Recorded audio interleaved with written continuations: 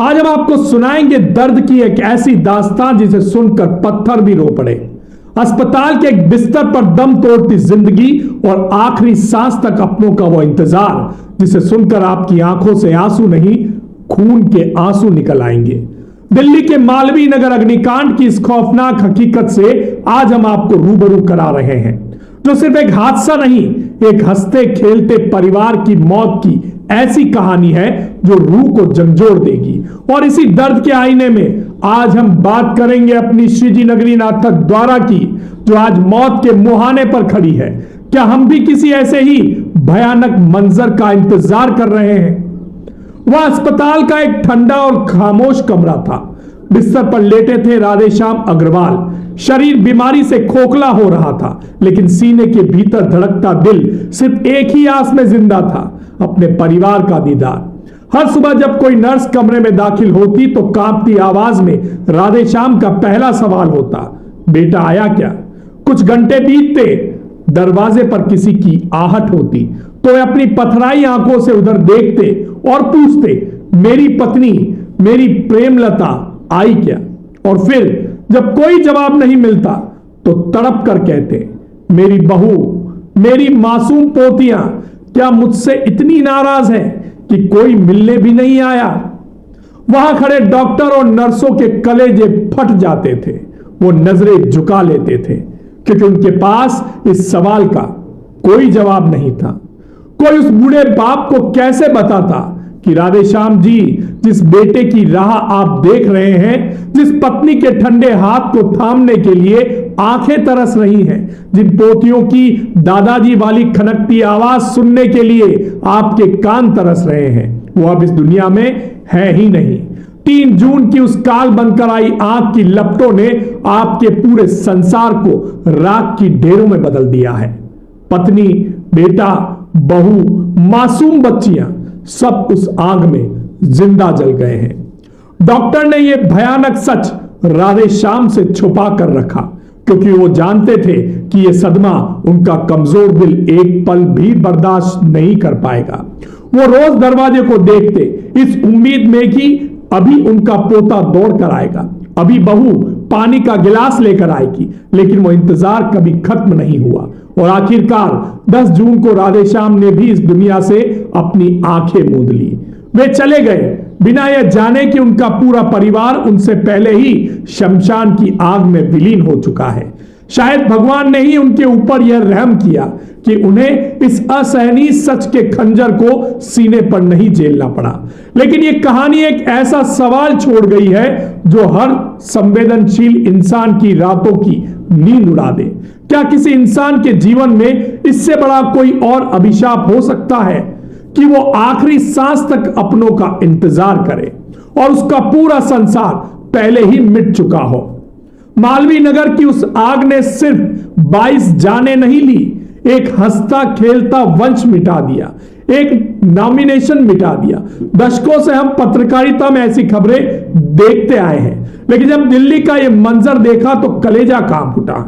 और आज इस मंच से, इस चैनल के माध्यम से हम अपनी धर्म नगरी नाथक द्वारा को, अपनी श्रीजी नगरी को आगाह करने आए हैं। हम आज फिर सावधान कर रहे हैं क्योंकि हमारा नाथक द्वारा भी आज एक बहुत बड़े खतरे के मुहाने पर खड़ा है। हमारे नाथक द्वारा क्षेत्र में, विशेषकर प्रभु श्रीनाथ जी मंदिर के आसपास तंग और सकरे इलाकों में कई ऐसी होटलें और व्यावसायिक प्रतिष्ठान कुकुर मुत्ते की तरह तान दिए गए हैं जो महज 4 से 5 फीट की सकरी गलियों में बने हुए हैं। इन गलियों की भयावह हकीकत यह है कि यहां फायर ब्रिगेड की गाड़ी तो बहुत दूर की बात है, एक 2 पहिया वाहन भी ढंग से मुड़ नहीं पाता।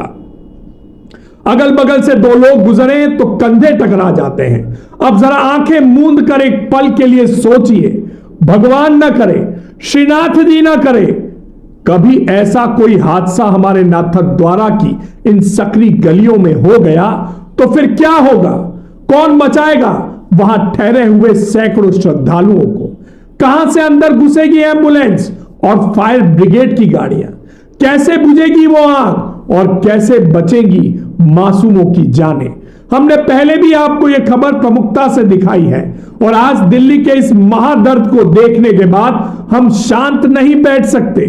आज हम जिला प्रशासन, नगर पालिका और दमकल विभाग से सीधे सवाल करते हैं। सवाल नंबर 1, श्रीनाथ जी मंदिर के आसपास और इन सकड़ी गलियों में जो धड़ल्ले से होटलें और कमर्शियल बिल्डिंग्स चल रही हैं, उनकी जांच आखिर कब होगी? सवाल नंबर 2, क्या इन होटलों के मालिकों के पास फायर सेफ्टी की एनओसी है? क्या इनके पास आग बुझाने के पुख्ता इंतजाम है?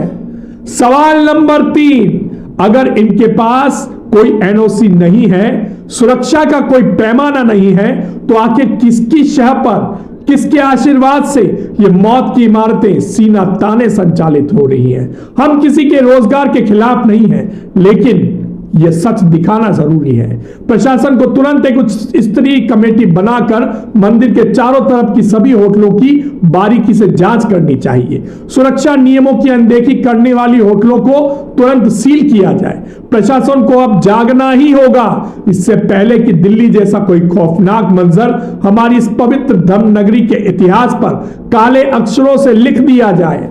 हम आज फिर सावधान कर रहे हैं, क्योंकि जान है तो ही जहान है। हमारा मकसद हमारे क्षेत्र की जनता और बाहर से आने वाले श्रद्धालुओं की जान को बचाने का है। हम आज फिर कह रहे हैं, जागिए, अपनी नींद उड़ाइए और एक बार उन सकरी गलियों का दौरा कीजिए जहां पर ऐसी कई बिल्डिंगें तैनात हैं और इस तरह से बनी हुई हैं कि आपस में जुड़ी हुई हैं। अगर एक होटल से आग दूसरी होटल तक पहुंच गई तो फिर पूरी गली राख बनने से नहीं बच सकती।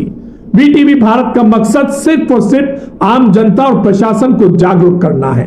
ना तो हम किसी के रोजगार के खिलाफ हैं और ना ही हमारा मकसद किसी को ठेस पहुंचाना है। हम सिर्फ राजसमंद और धर्म नगरी की जनता को बचाने के लिए यह खबर चला रहे हैं। आप सभी से अनुरोध है, इस खबर को ज्यादा से ज्यादा शेयर कीजिए। इस दर्दनाक भरी दास्तान को सुनकर ही शायद प्रशासन की नींद खुल जाए और वह ऐसी इमारतों पर कार्रवाई करते हुए जल्द से जल्द नाथद्वारा की इन होटलों की जांच कर पाए। देखते रहिए बीटीवी भारत।